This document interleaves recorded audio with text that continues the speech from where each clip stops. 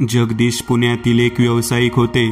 नेहमीप्रमाणे ते सकाळी वर्तमानपत्र वाचत बसलेले. एका बातमीने त्यांचे लक्ष वेधले. सरकार शत्रू मालमत्तेची विक्री करणार आहे. शत्रू मालमत्ता म्हणजे अशी बांधकामे जी इंग्रज सरकारच्या काळात झाली आहेत, किंवा मग अशा लोकांची घरे जे फाळणीच्या वेळी भारत सोडून पाकिस्तानमध्ये गेले. ती जाहिरात वाचून जगदीश यांनी त्यांच्या मुलाला म्हणजेच विश्वासला ती जाहिरात दाखवली. विश्वास हा तरुण होता. त्याला असल्या जुन्या मालमत्ता विकत घेण्यात विशेष रस होता. विश्वासने त्याची दखल घेत सरकारच्या अधिकाऱ्यांशी संपर्क साधला आणि जवळपास 2 महिन्यातच सह्याद्रीच्या कोयनेच्या डोंगर रांगेमध्ये असलेल्या एका गावामध्ये टेकडीवर असलेला एक इंग्रजकालीन बंगला त्याने विकत घेतला. महत्त्वाची गोष्ट म्हणजे त्याला तो बंगला खूप स्वस्तात मिळाला. त्यामागे काही कारणे देखील होती. तो बंगला गेली 70 वर्ष बंद होता. गावामध्ये जायला रस्ता होता, पण तिथून बंगल्यापर्यंत जायला फक्त पायवाट होती. बंगला विकत घेण्याआधी विश्वासने तो बंगला आतून आणि बाहेरून पाहिला होता. इतके वर्ष बंद असून देखील तो अतिशय उत्तम स्थितीमध्ये होता. साफसफाई आणि रंगरंगोटी केली तर तो बंगला नवीनच भासला असता. काही दिवसांनी विश्वास इतर काही मजूर लोकांना घेऊन त्या गावात आला. गावामध्ये आल्यावर सर्वप्रथम त्याने तिथे राहायची सोय कुठे होईल याची चौकशी केली. पण ते गाव डोंगराच्या कुशीत वसले असल्याने तिथे हॉटेल वगैरे काहीच नव्हते. पण गावात लांबून शहरातील पाहुणे आले म्हणून मग सरपंचाने त्याच्या वाड्यात राहायला परवानगी दिली. वाड्याच्या एका बाजूला असलेल्या 2 खोल्यांमध्ये त्यांची सोय करण्यात आली. दुसऱ्या दिवशी विश्वासने आणलेले मजूर बंगल्याची साफसफाई सुरू करणार होते. तो बंगला एकदा राहण्यायोग्य झाला की मग त्यात हवे तसे बदल करून एक हेरिटेज हॉटेल म्हणून त्याची जाहिरात करता येणे शक्य होते. त्या दिवशी रात्री सरपंच आणि विश्वास बाहेर शेकोटी पेटवून बोलत बसले होते. सरपंच म्हणाले, "हा बोला विश्वास, काय म्हणत होता तुम्ही मगाशी आला तेव्हा?" विश्वास म्हणाला, "तो समोर असलेला बंगला विकत घेतला आहे मी. त्याची साफसफाई करून घ्यायची होती, म्हणून मग मजूर घेऊन मी स्वतः इथे आलो." सरपंच अवाक होत म्हणाले, "काय म्हणालात? तो भूत बंगला तुम्ही विकत घेतला? अहो येडे का खुळे तुम्ही? इथली लोक त्याच्या आसपास पण भटकत नाहीत." विश्वास म्हणाला, "काहीतरीच तुमचं सरपंच. असली भूत वगैरे आता कुठे राहिली आहेत?" सरपंच म्हणाले, "हे बघा, तुमचा विश्वास बसो किंवा नाही, पण आमच्या बापाने जे आम्हाला सांगितलं आहे ते तुम्हाला सांगतो." विश्वासला काही पटत नव्हते, पण तरीही सरपंचांचा मान ठेवायला तो म्हणाला, "हां सांगा." सरपंच म्हणाले, "तिथं भुताटकी आहे. रात्रीचे तिथं वेगवेगळे आवाज ऐकू येतात. असं म्हणतात त्या इंग्रजांचं भूत आहे तिथे." विश्वास म्हणाला, "कोण इंग्रज?" सरपंच म्हणाले, "तो विल्यम्स. त्यानेच तर बांधला होता हा बंगला. तो एक मोठा अधिकारी होता इंग्रजांचा. त्यावेळी त्या लोकांची पद्धतच होती अशी आडवाटेला बंगला बांधून राहायची. त्यांना शांतता खूप प्रिय असायची." विश्वास म्हणाला, "पण नक्की झालं काय?" सरपंच म्हणाले, "अहो एक दिवस त्या विल्यम्स आणि त्याची बायको कोरा यांचे मुर्दे मिळाले त्या बंगल्यासमोर असलेल्या विहिरीमध्ये. त्यानंतर हे प्रकार सुरूच झाले बघा." विश्वासने त्यांच्या बोलण्याकडे दुर्लक्ष केले. तो म्हणाला, "ठीक आहे सरपंच, जर का मला काही अनुभव आला तर मीच सोडून जाईल हा बंगला." सरपंचांना देखील कळले विश्वास काही ऐकणार नाही. ते म्हणाले, "बरं माझं एक ऐका, संध्याकाळनंतर त्या बंगल्यात थांबू नका." विश्वासने होकारार्थी मान डोलावली. त्यानंतर ते दोघे झोपायला गेले. दुसऱ्या दिवशी सकाळी लवकर उठून विश्वास आणि ते मजूर बंगल्याकडे निघाले. बंगल्याला फाटक वगैरे काही नव्हते, पण असा टेकडीवर असल्याने तो असा एकांडा वाटत होता. विश्वास बंगल्याच्या अंगणात आला. तिथेच ती विहीर होती. विश्वास विहिरीजवळ गेला. जुन्या धाटणीची गोलाकार आकाराची ती विहीर होती. शेवाळलेले पाणी असल्याने खोलीचा अंदाज येत नव्हता. नंतर मग विश्वास त्या बंगल्याकडे वळला. दगडी बांधकाम असलेला दुमजली बंगला होता तो. त्याचे दार फार उंच असे नव्हते, पण अजूनही शाबूत होते. खिडक्यांची तावदाने मजबूत होती. दरवाजा उघडून तो आत गेला. आत मोठा दिवाणखाना होता आणि तिथूनच वर जाणारा एक जिना होता. बाजूला काही खोल्या होत्या. बरीच तैलचित्रे होती. त्यावर जळमटे जमा झालेली. त्या बंगल्यात वीज असण्याचा प्रश्नच नव्हता. आलेल्या मजुरांनी साफसफाईला सुरुवात केली. पूर्ण दिवसभर साफसफाई सुरू होती, तरी देखील बंगल्याचा बराचसा भाग साफ करायचा राहिला होता. पण संध्याकाळ झाल्यानंतर ते निघाले. रात्री सरपंचांच्या वाड्यावरच त्यांनी जेवण घेतले. दिवसभर थकल्यामुळे विश्वासला लगेच झोप लागली. रात्री विश्वासला जाग आली. त्याने डोळे उघडले तर तो बंगल्याच्या दिवाणखान्यात होता. त्याला काहीच समजले नाही. अचानक त्याचे लक्ष जिन्याकडे गेले. तिथे नऊवारी घातलेली एक स्त्री उभी होती. विश्वास तिच्याकडे पाहतच राहिला. ती स्त्री पायऱ्या उतरत खाली येऊ लागली. विश्वासचे लक्ष तिच्या पायांकडे गेले. तिचे पाय पायऱ्यांवर टेकतच नव्हते. विश्वास खूप घाबरला होता. तो तसाच धावत दाराबाहेर पडला. पण दाराबाहेर पडताच तो पुन्हा त्या बंगल्यात आला. त्याला काहीच समजले नाही. आता नक्की काय घडले. इतक्यात त्याच्या समोर ती स्त्री आली. तिच्या डोक्यावरील पदर खाली पडला. समोरील दृश्य पाहून विश्वास भेदरला. त्या स्त्रीचे मुंडके सडलेले होते. चेहरा पूर्ण पांढरा पडलेला. विश्वास मोठ्याने ओरडला आणि दचकून जागा झाला. तो वाड्यातच होता, पण आता पडलेले स्वप्न सत्याच्या इतके जवळ जाणारे होते की त्याला अजून विश्वास बसत नव्हता. आता त्याने जे अनुभवले ते स्वप्न आहे की सत्य. काही वेळाने त्याला परत झोप लागली. सकाळी उशिराने त्याला जाग आली. सर्व मजूर तयार होते.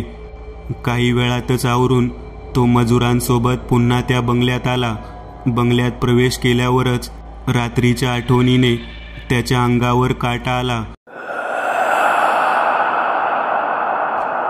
सर्व मजूर वरच्या मजल्यावर गेले होते. विश्वासने सर्व खिडक्या उघडल्या. दिवाणखाना प्रकाशाने उजळून निघाला. तिथे बरीच चित्रे लावलेली, काही बायकांची, काही प्राण्यांची. ज्याचा कोणाचा हा बंगला होता त्याला चित्रकलेची आवड होती हे जाणवत होते. वरच्या मजल्यावर मजूर साफसफाई करत होते. त्यांना तिथे माळ्यावर जाणारा जिना दिसला. त्या मजुराने विश्वासला आवाज दिला. विश्वास त्या जिन्याजवळ पोहोचला. हातात टॉर्च घेऊन एका मजुरासोबत तो माळ्यावर गेला. माळा फार काही मोठा नव्हता, पण तिथे धुळीचे थर जमा झालेले. समोर एक मोठी पेटी ठेवलेली, ती देखील धुळीने माखलेली. बंगल्यात फार काही सामान नव्हते, त्यामुळे ती पेटी पाहून विश्वासला आश्चर्य वाटले. तो त्या पेटीजवळ गेला आणि मजुराला पेटी उघडायला सांगितली. मजुराने पेटीचा दरवाजा उघडला. विश्वासने घाईघाईत आत टॉर्च फिरवला. आत काही तैलचित्रे होती. सर्वात वर एका विदेशी महिलेचे चित्र होते. त्या महिलेने हातात एक मेणबत्ती पकडलेली. तिच्या चित्राखाली नाव लिहिलेले, कोरा. त्याने ते चित्र उचलून मजुराकडे दिले. ते चित्र हातात घेताच मजुराने घाबरून ते चित्र खाली टाकले. ते पाहून रागवतच विश्वास म्हणाला, अरे मूर्खा, काय करतोय तू हे?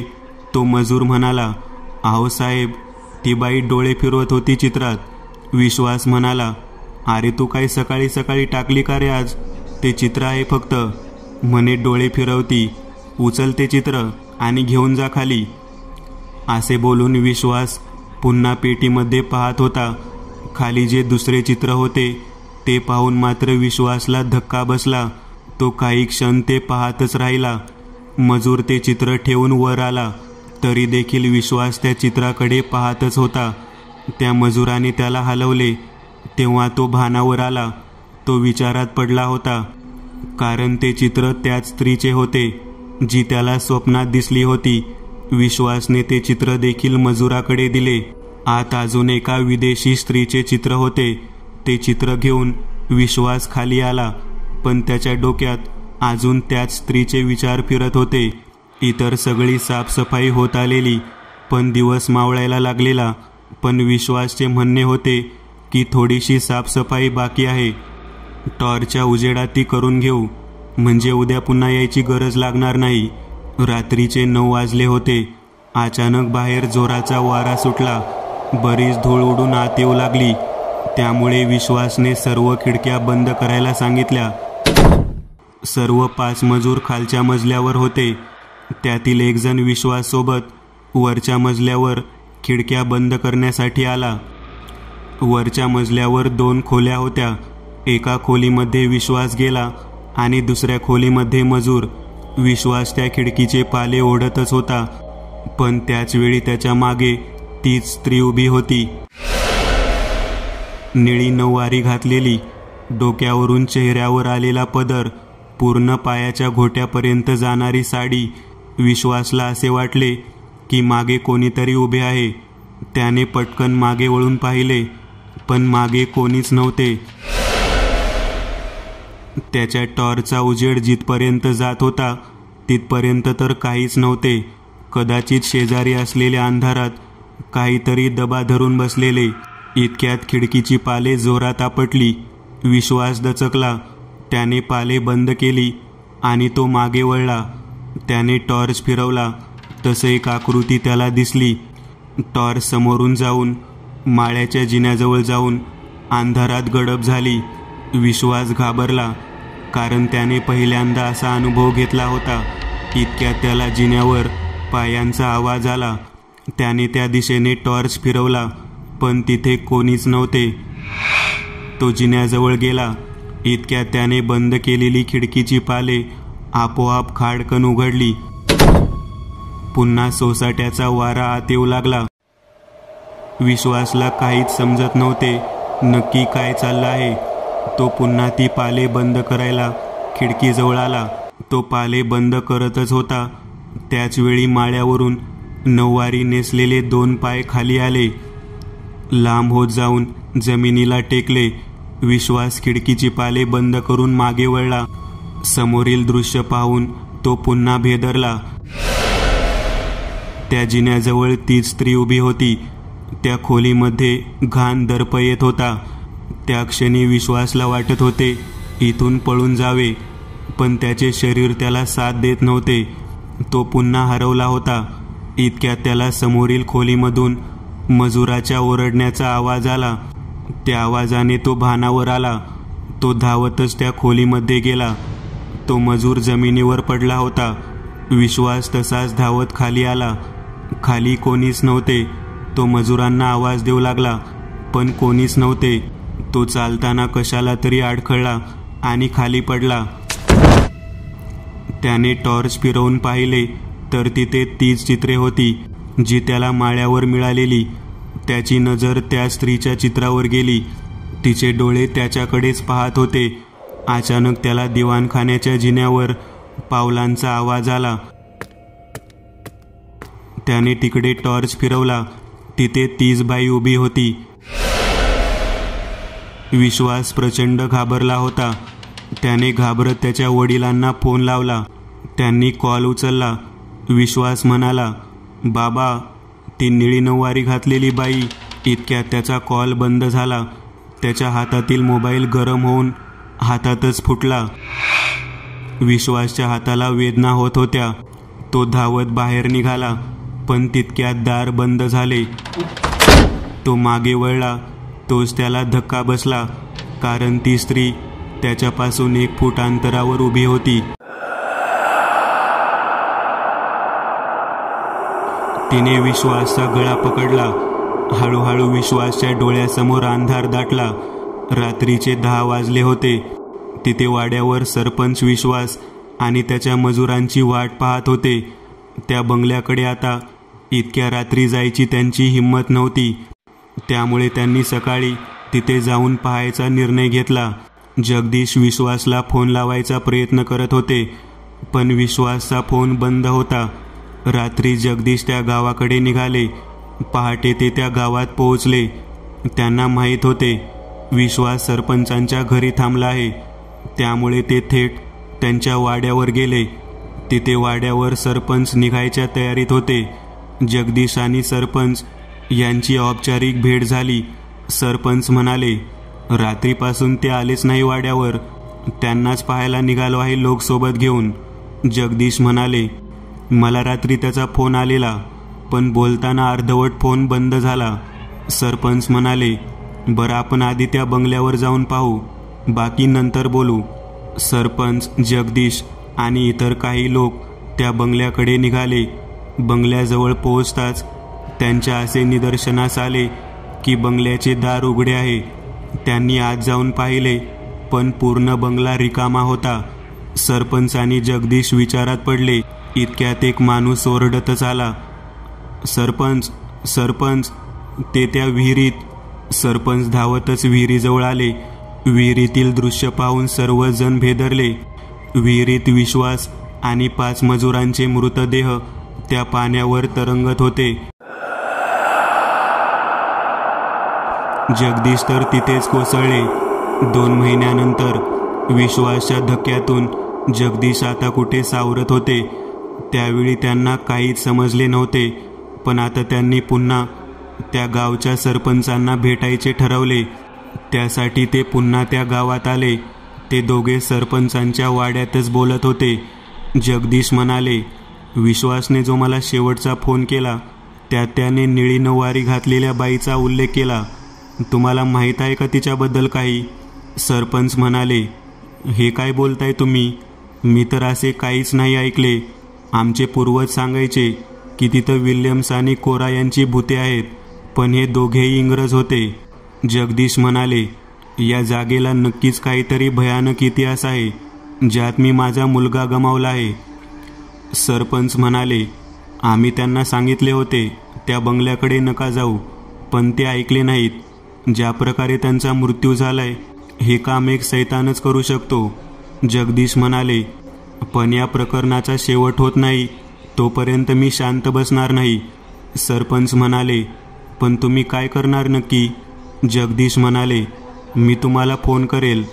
तुमच्या मदतीची गरज लागेल कदाचित मला. त्यानंतर जगदीश पुण्याला आले आणि आल्यावर थेट गेले एकदंत यांच्या बंगल्यावर. एकदंत आणि जगदीश यांची आधीपासून ओळख होती. एकदंत यांनी आधी एकदा जगदीश यांची मदत केलेली. जगदीशला पाहून एकदंत म्हणाले, काय झालं जगदीश? तुझा चेहरा सांगतोय काहीतरी वाईट घडलं आहे.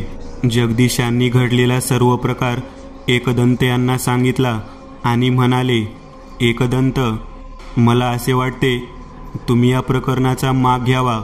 मी माझा मुलगा गमावला आहे आणि नक्की काय झाले हे मला देखील माहीत नाही. तुम्ही मला मदत कराल का? एकदंत म्हणाले, तुम्ही जे काही सांगितलं त्यावरून मला देखील जाणून घ्यायचं आहे त्या बंगल्यात नक्की काय आहे. 2 दिवसात मी त्या गावाला निघेल. जगदीश म्हणाले, तुमचे खूप आभार. तिथले सरपंच माझ्या ओळखीचे आहेत. त्यांच्याकडे तुमच्या राहण्याची आणि जेवणाची व्यवस्था करतो मी. त्यानंतर जगदीश यांनी एकदंत यांचा निरोप घेतला आणि मग सरपंचांना फोन करून एकदंत येणार असल्याची सूचना दिली. एकदंत यांनी केशवला बोलावून घेतले आणि म्हणाले, केशव, तयारी कर. आपल्याला काही दिवसासाठी एका गावाला जायचे आहे. आपले नेहमीचे सामान घे. त्यानंतर एकदंत त्यांच्या खोलीमध्ये गेले. त्यांना अंदाज होता जे काही आहे ते भयंकर आहे, त्यामुळे त्यांना अधिक तयारीने जावे लागणार होते. त्यांनी त्यांचे कपाट उघडले. विविध वस्तू त्यात होत्या. त्यातल्याच काही वस्तू त्यांनी पडताळून पाहिल्या. त्यांची बाकी असलेली कामे त्यांनी 2 दिवसात आटपून घेतली आणि मग एकदंत त्यांच्या गाडीतून त्या गावाकडे निघाले. संध्याकाळी एकदंत त्या गावात पोहोचले आणि सरपंचांच्या वाड्यावर गेले. रात्री जेवण झाल्यावर एकदंत आणि सरपंच बोलत बसलेले. सरपंच म्हणाले, मी विश्वासला सांगितले होते त्या बंगल्यात पाऊल ठेवू नको, पण ऐकला नाही तो. तुम्हाला देखील तेच सांगेन. एकदंत म्हणाले, मी पूर्ण माहिती घेतल्याशिवाय माझे पाऊल पुढे टाकत नाही.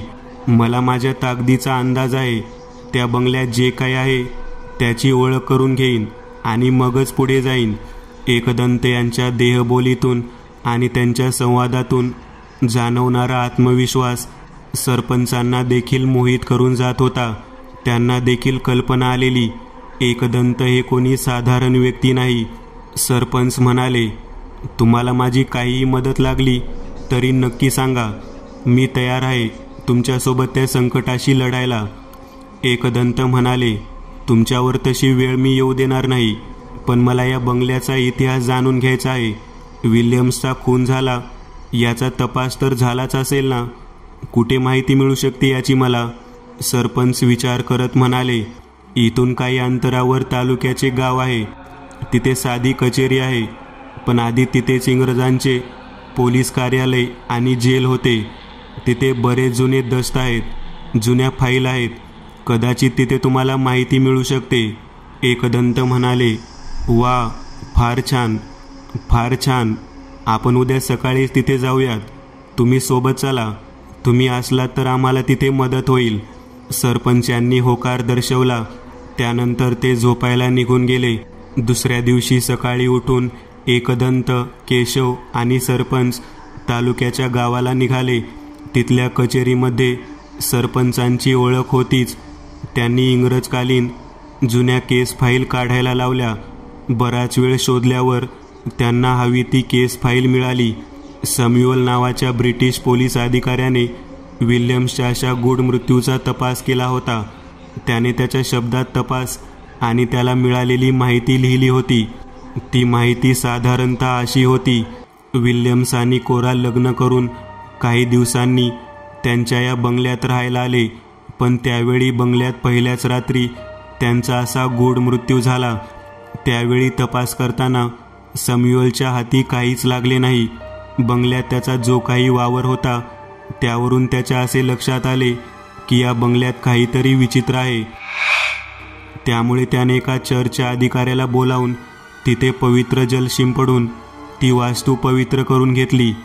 पण त्याने असा अहवाल दिला की इथे परत कोणी राहू नये. ही माहिती मिळाल्यावर एकदंत म्हणाले, मला ही माहिती अपूर्ण वाटते. काहीतरी महत्त्वाचा भाग आहे जो अजूनही आपल्या समोर नाहीये. केशव म्हणाला, मग आता आपण नक्की काय करायचं? एकदंत म्हणाले, सरपंच, तुम्ही इथल्या लोकांना सांगा. सॅम्युअलबद्दल अजून काही कागदपत्रे मिळतात का ते पहा. संध्याकाळ व्हायला वेळ आहे. आपण त्या बंगल्यात एक चक्कर मारून येऊ. एकदंत यांच्या या विधानाने सरपंचांच्या कपाळावर आठ्या आल्या. एकदंत यांना हा बदल जाणवला. ते म्हणाले, हे बघा सरपंच, मी तुम्हाला आग्रह करत नाही, पण माझ्यासोबत असताना तुम्हाला काही धोका नाही याची हमी मात्र देऊ शकतो. सरपंच देखील एकदंत आणि केशवसोबत त्या बंगल्याकडे निघाले. बंगल्याच्या अंगणात विहिरीजवळ आल्यावर एकदंत काही क्षण थबकले आणि म्हणाले, याच विहिरीत विल्यम्स आणि कोराचे मृतदेह मिळाले ना सरपंच? आणि बाकी त्या 6 जणांचेही? सरपंचांनी होकारार्थी मान डोलावली. ते तिघेही बंगल्यात आले. दिवाणखान्याच्या जिन्याजवळ ती 3 चित्रे पडलेली. एकदंत तिथे गेले आणि त्या चित्रांचे निरीक्षण करू लागले. एकदंत म्हणाले, ज्या अर्थी ही चित्रे अशी पडली आहेत म्हणजे नक्कीच ही चित्रे भिंतीवर लावण्यात आली नव्हती आणि हे निळी नऊवारी घातलेल्या स्त्रीचे चित्र आहे.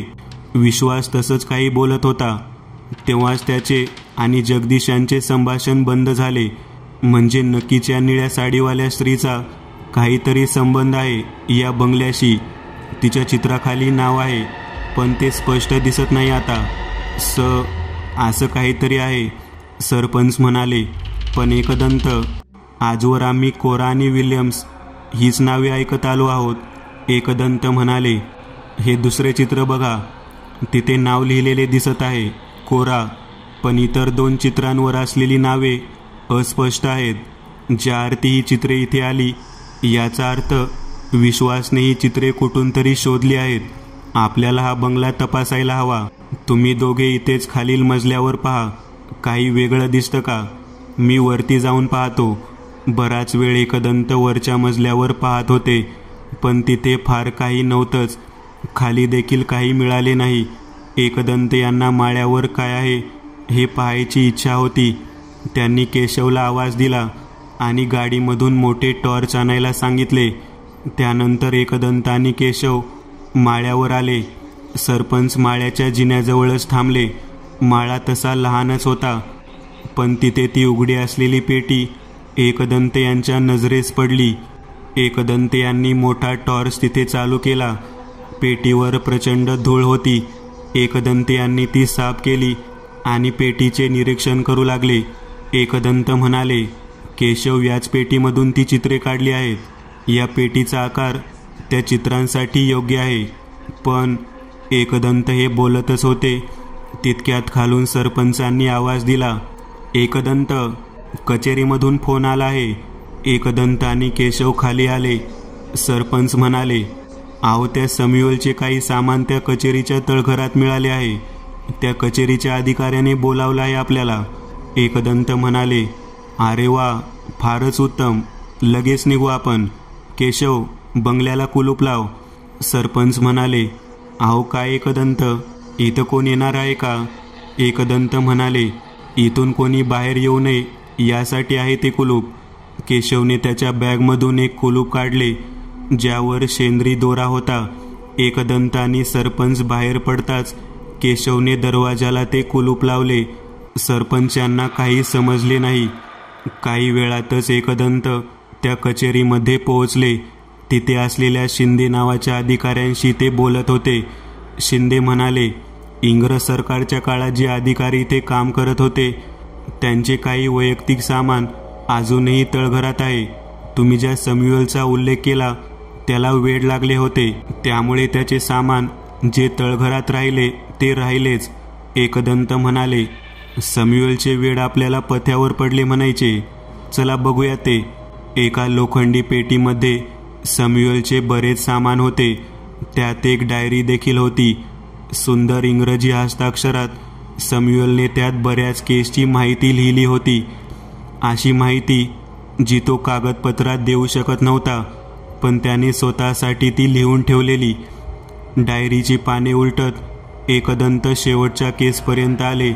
शेवटची केस होती विल्यम्स आणि कोराची. ती काही पाने वाचताना एकदंत यांच्या चेहऱ्यावरचे भाव बदलत गेले. त्यांच्या चेहऱ्यावर काळजी, कुतूहल आणि आश्चर्य एकत्र दिसत होते. सॅम्युअलने डायरीमध्ये लिहिलेला भाग काहीसा असा होता, कोरा ही विल्यम्सची तिसरी पत्नी होती. याआधी विल्यम्सने 2 लग्न केलेली आणि दोनही बायका अनपेक्षितरित्या गायब झालेल्या. पहिली बायको होती लारा आणि दुसरी बायको होती सगुना. ज्यावेळी तो त्या बंगल्यात रात्री तपास करत होता त्यावेळी त्यांना अनेक अनैसर्गिक गोष्टी जाणवल्या. त्याने एका चर्चच्या फादरला बोलावले. तेव्हा त्या फादरने ती 3 चित्रे त्या पेटीमध्ये बंद करायला सांगितले आणि त्याने पवित्र जल शिंपडून घर शुद्ध केले. एकदंत म्हणाले, ही माहिती थोडीच आहे, पण बरंच काही सांगून जाते. चला, आपल्याला घाई करायला हवी. आजची रात्र त्या बंगल्यातच राहायचे आहे. सरपंच म्हणाले, काय, त्या बंगल्यात रात्रभर? एकदंत म्हणाले, हो सरपंच, चला तुम्हाला सांगतो. सरपंचांच्या वाड्यावर आल्यानंतर एकदंत यांनी केशवला सगळे सामान सोबत घ्यायच्या सूचना केल्या. सरपंचांना त्यांनी एक दोरा दिला आणि म्हणाले, सरपंच, हा दोरा गळ्यात बांधा आणि हा दोरा कायम बाहेर राहील यावर लक्ष द्या. बाकी मी पाहून घेईन. एकदंत यांच्या अशा बोलण्याने सरपंचांना देखील विश्वास वाटला. रात्रीचे 8 वाजले होते. ते तिघेही त्या बंगल्याकडे निघाले. रात्रीच्या वेळी तो बंगला अजूनच भयावह वाटत होता. थोडीशी देखील हवा वाहत नव्हती. त्यामुळे तिथे असणारी शांतता मन हेलावून टाकत होती. एकदंत यांनी कुलूप उघडून बंगल्यात पाऊल ठेवले. सोबत आणलेले 2 मोठे टॉर्च तिथे दिवाणखान्यात ठेवले. तिथे त्यांना एक गोष्ट जाणवली. मगाशी तिथे असलेली 2 चित्रे आता तिथे दिसत नव्हती. एकदंत म्हणाले, तेच झाले ज्याची कल्पना होती. आपल्याला ती 2 चित्रे शोधायची आहेत. तुम्ही दोघे इथे पहा, मी वर पाहतो. एकदंत जिन्याने वर आले. वरती असलेल्या एका खोलीमध्ये गेले जिथे माळ्यावर जायचा रस्ता होता. एकदंत आत आले. त्यांच्या पाठोपाठ ती निळी नऊवारी घातलेली स्त्री देखील आत आली. एकदंत यांना कल्पना नव्हती. एकदंत त्या खोलीमध्ये पाहू लागले. पण तिथे कोणतेही चित्र दिसत नव्हते. एकदंत यांच्या हातात असलेल्या टॉर्चच्या उजेडात खोलीचा काही भाग दिसत होता, पण इतर भाग अंधारातच होता. एकदंत माळ्याच्या जिन्याकडे वळले. त्यांनी जिन्यावर पाऊल ठेवले. तो जिन्यावरून एक पाऊल खाली आले. हळूहळू दुसरे पाऊल खाली आले. जसजशी ती आकृती पायऱ्या उतरत होती, एकदंत यांना जाणवले तिने घातलेले कपडे हे ब्रिटिश पद्धतीचे आहेत. एकदंत थोडे मागे हटले. इतक्यात त्यांच्या शेजारून एक सावली सरकत निघून गेली. त्यांचे लक्ष तिकडे गेले आणि त्यांनी पुन्हा जिन्याकडे पाहिले. तिथे कोणीच नव्हते. पण आता एकदंत यांच्या मागे छतामधून 2 आकृत्या खाली आल्या. एक निळी नऊवारी घातलेली स्त्री आणि दुसरी ब्रिटिश गाऊन घातलेली स्त्री. एकदंत यांना समजले मागे कोणीतरी आहे. ते वळणार इतक्यात त्यांना मागून जोरात धक्का बसला. एकदंत जिन्यावर पडले. त्यांनी मागे वळून पाहिले तर मागे कोणीच नव्हते. इतक्या जिन्यावरून 2 हात खाली आले. हळूहळू ते हात दुसऱ्या पायरीवर आले. एकदंत यांना टॉर्चच्या उजेडात त्या स्त्रीचा चेहरा स्पष्ट दिसला. सुरकुतलेला चेहरा, त्यावर जखमा आणि गोरी त्वचा. ती कोरा होती. पडलेल्या एकदंत यांना उठवायचे होते, पण त्यांना जमत नव्हते. कोरा हळूहळू एकदंत यांच्या जवळ येत होती. तिचे डोळे चित्रात रेखाटल्यासारखे वाटत होते, पण त्यात एक जिवंतपणा होता. त्या डोळ्यांकडे पाहत राहावे असं वाटत होते. पण एकदंत यांना धोक्याचा अंदाज आला. त्यांनी तिच्या डोळ्यावरून नजर हटवली. इतक्यात एकदंत यांच्या पायाला कोणीतरी पकडले आणि त्यांना फरफटत नेऊन भिंतीवर आदळले. त्यांच्या हातातून टॉर्च खाली पडला. त्याच उजेडात एकदंत यांना एक भयावह दृश्य दिसले. कोरा जिन्यात बसलेली आणि तिच्या खांद्यावर तीच नऊवारी घातलेली बाई बसलेली, सगुणा. कोरा एकदंत यांच्याकडे पाहून बिभत्सपणे हसत होती आणि सगुणाच्या तर चेहऱ्यावर पदर होता. सगुणा म्हणाली, तू पाहायला आलेला ना? कोण आहे आम्ही? बघ की आता. एकदंत उठू लागले. इतक्यात भिंतीमधून 2 हात आले आणि त्यांनी एकदंत यांना पकडले.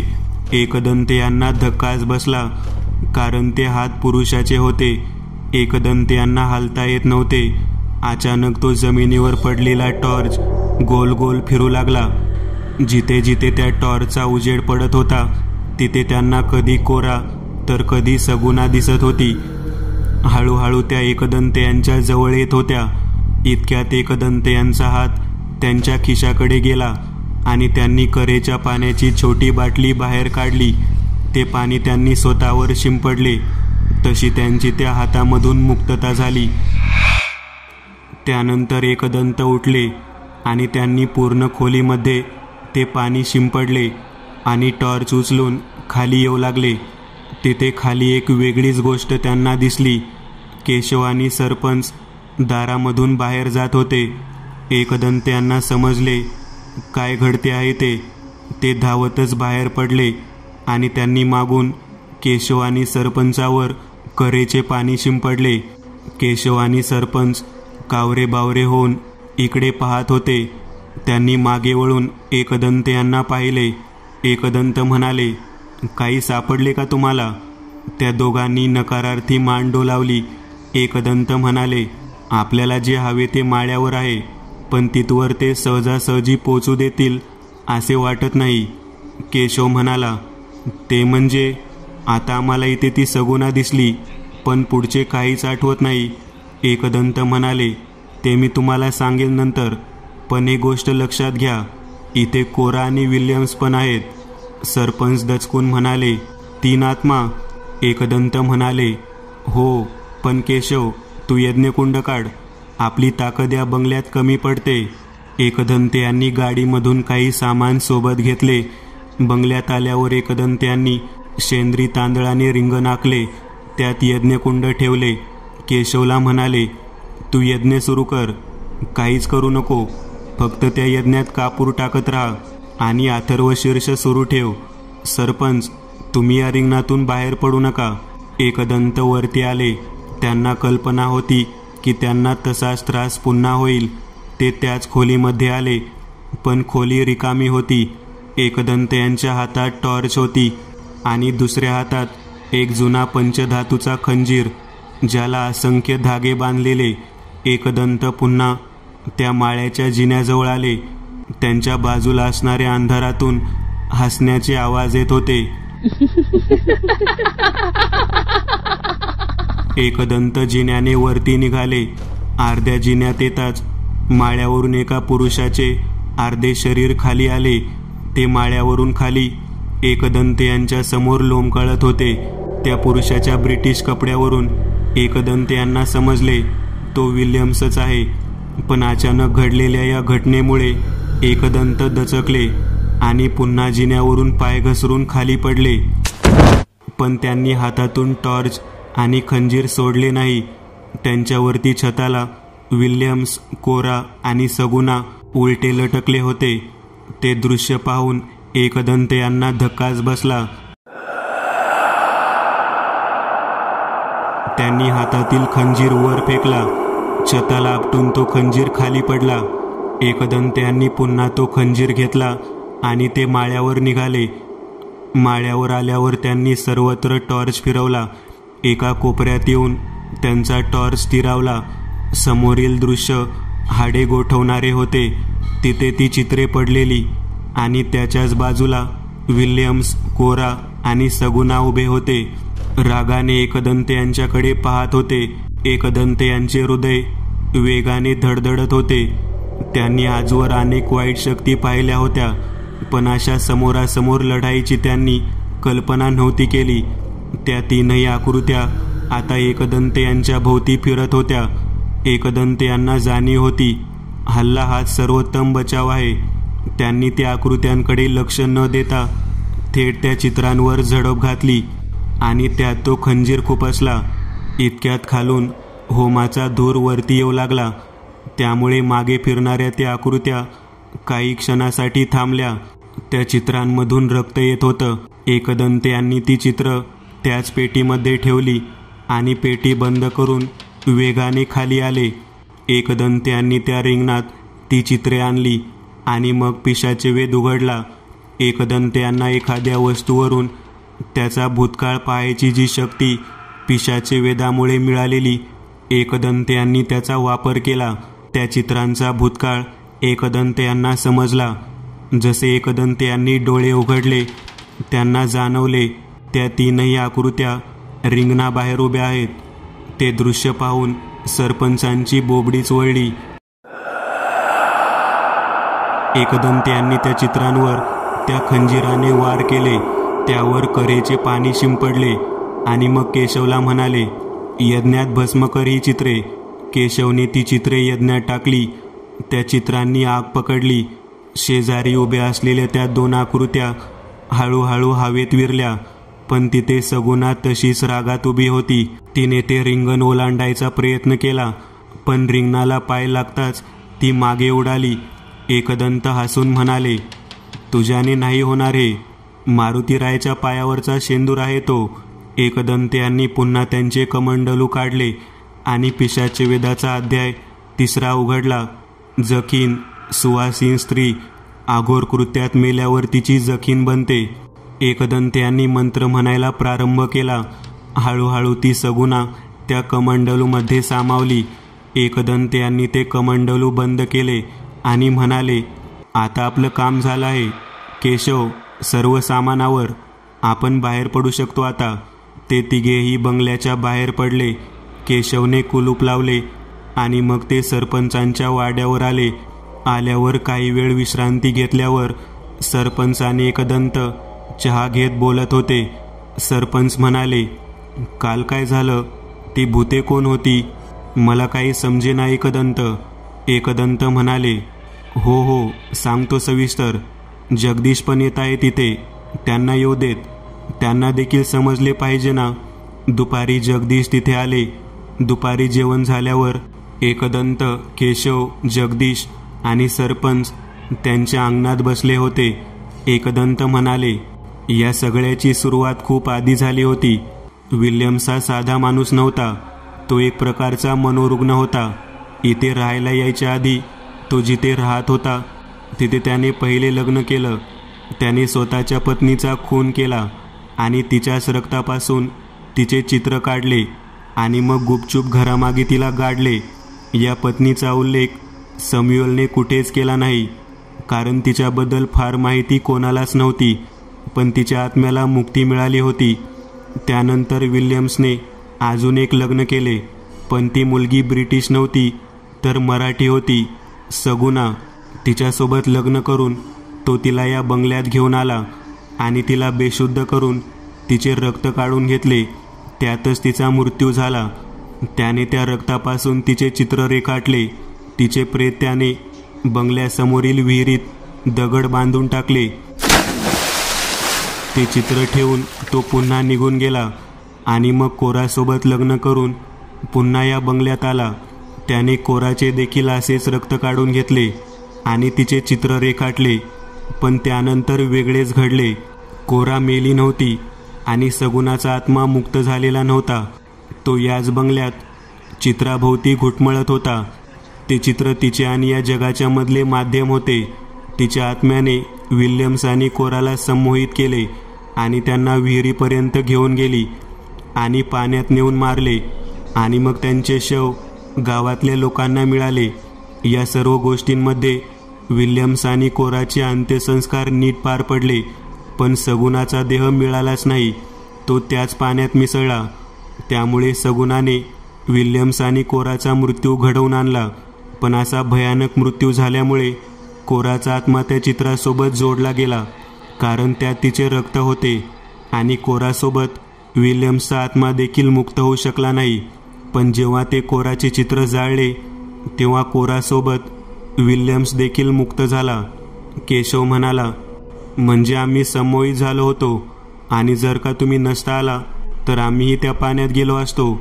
एकदंत म्हणाले, होय, अगदी बरोबर.